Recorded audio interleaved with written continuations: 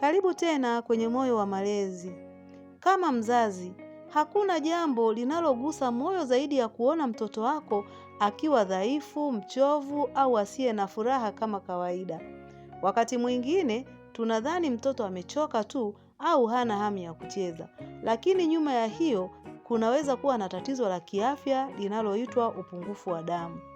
Upungufu wa damu hutokea pale mwili unapokuwa na kiwango kidogo cha hemoglobin au chembe nyekundu za damu ambazo zina kazi ya kusafisha oksijeni kwenda sehemu mbalimbali za mwili. Tatizo hili linaweza kuathiri ukuaji wa mtoto, uwezo wa kujifunza na afya yake kwa ujumla. Katika video hii tunazungumzia dalili 10 za mtoto mwenye upungufu wa damu kwa mujibu wa uelewa wa kitaalamu ili uweze kuzitambua mapema na kuchukua hatua stahiki. Mimi ninaitwa Muhere Madam. Kama bado utakuwa hujasubscribe kwenye chaneli yetu ya Moyo wa Malezi, karibu ufanye hivyo sasa hivi, kwa sababu tunakuletea maarifa sahihi kabisa kwa ajili yako, kwa ajili ya familia na kwa ajili ya jamii nzima.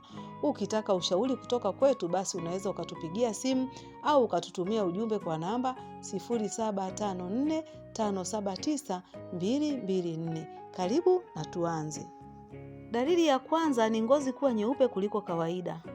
Moja ya dalili za kwanza za upungufu wa damu ni ngozi kuwa nyeupe au kupoteza rangi yake ya kawaida. Wataalamu wa afya mara nyingi huangalia rangi ya viganja, ndani ya kope za macho na midomo, kwa sababu maeneo haya yanaweza kuonyesha dalili za upungufu wa damu mapema. Dalili ya pili ni kuchoka haraka. Mtoto mwenye upungufu wa damu hupata oksijeni kidogo kwenye misuli na viungo vya mwili. Kutokana na hali hiyo, anaweza kuchoka haraka wakati wa kucheza, kutembea au kufanya shughuli ndogo tu ambazo hapo awali alikuwa akizifanya kwa urahisi. Dalili ya tatu ni kukosa nguvu na uchangamfu.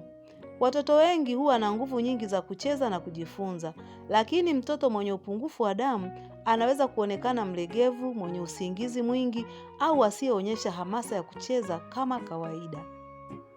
Dalili ya 4 ni kupumua kwa haraka. Mwili unapokosa oksijeni ya kutosha kutokana na upungufu wa damu, mapafu hujaribu kufidia hali hiyo kwa kuongeza kasi ya upumuaji. Mzazi anaweza kuona mtoto anapumua kwa haraka kuliko kawaida hata wakati hafanyi shughuli nzito.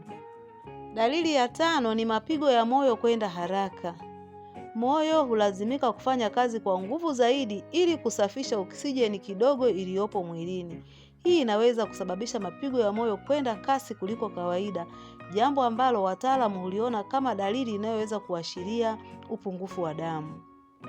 Dalili ya 6 ni kupoteza hamu ya kula. Watoto wenye upungufu wa damu mara nyingi hupoteza hamu ya kula. Hali hii inaweza kuathiri zaidi kiwango cha virutubisho wanavyopata na kuongeza tatizo ikiwa halitatambuliwa mapema. Dalili ya 7 ni kupata kizunguzungu au kujisikia dhaifu. Kwa watoto wakubwa kidogo, upungufu wa damu unaweza kusababisha kizunguzungu, kuhisi kichwa chepesi au kushindwa kusimama kwa muda mrefu. Dalili hii hutokana na ubongo kutopata oksijeni ya kutosha. Dalili ya 8 ni kuchelewa katika ukuaji na maendeleo. Tafiti zimeonyesha kuwa upungufu wa damu wa muda mrefu unaweza kuathiri ukuaji wa mwili na maendeleo ya akili kwa watoto. Mtoto anaweza kuchelewa kufikia hatua muhimu za ukuaji au kushindwa kufanya vizuri katika kujifunza. Anapokuwa darasani, unakuta maendeleo yake yanakuwa dhaifu. Dalili ya 9 ni kuugua mara kwa mara. Madini ya chuma yana mchango muhimu katika afya ya mfumo wa kinga.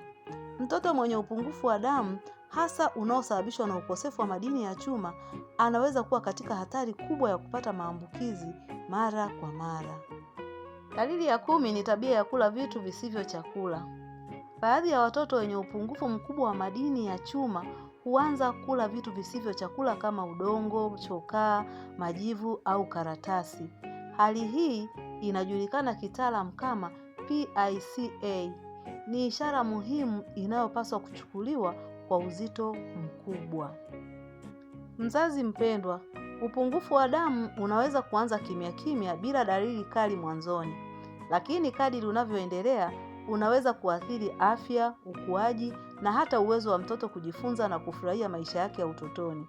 Ndiyo maana ni muhimu kuwa makini na mabadiliko yoyote unayoyaona kwa mtoto wako. Wakati mwingine hatua ndogo ya kumpeleka mtoto hospitali kwa uchunguzi inaweza kuwa mwanzo wa kuokoa afya yake na mustakabali wake. Kumbuka, mtoto mwenye afya bora ana nafasi kubwa ya kufikia ndoto yake. Tuwape nafasi watoto wetu, ambayo nafasi tunazowapa, tunawapa zawadi ya afya kwa kutambua matatizo mapema na kutafuta msaada wa kitaalamu inapohitajika. Kama umejifunza jambo kupitia video hii, usisahau kulike video, kuandika maoni yako na kusubscribe kwenye Moyo wa Malezi ili uendelee kujifunza pamoja kuhusu afya, malezi ya watoto, ambayo ni msingi kabisa wa maendeleo ya watoto wetu. Asante kwa kutazama na Mungu awabariki watoto wote.